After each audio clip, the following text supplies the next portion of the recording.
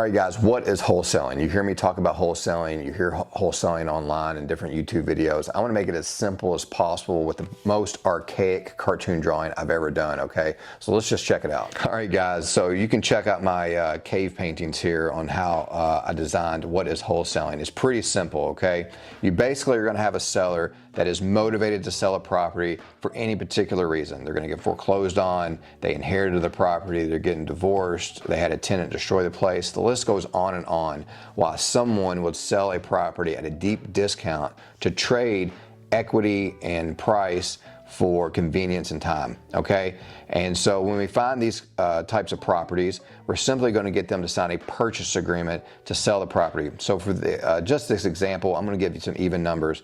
So let's say this seller said, I'm looking to sell this property for $100,000, but the after repaired value, what the property would be if it was completely fixed up, was worth $200,000. So we say, Mr. Seller, I'll give you that $100,000, and I need at least a 14-day inspection period to know exactly what I'm buying. Even though I'm buying the property as is, I still want to know exactly what I'm buying. And so they agree and they sign this purchase agreement.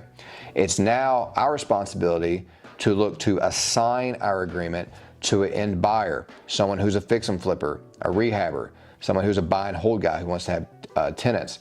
This gentleman says, hey, look, I will gladly buy this property and step into your shoes to this seller, and I'll give you a wholesale fee of $10,000, okay? And so what you're going to do is you're going to assign your agreement. You have the right to buy this property for $100,000, and you're going to simply assign this agreement to this buyer for $110,000. And so on the day of closing, when it's time to purchase the property, the end buyer is simply going to go fulfill your contractual obligation to this seller, and you're going to make an assignment fee of the difference between the $100,000 that was supposed to go to the seller and the $110,000 that you were able to get from the buyer. Guys, this is just a really easy way to understand wholesaling, okay? But don't get it wrong, wholesaling is a very lucrative business, especially if you want to build a lot of cash flow, you want to build a lot of income in order to do fix and flips, or you want to cherry pick your own deals to keep as rentals.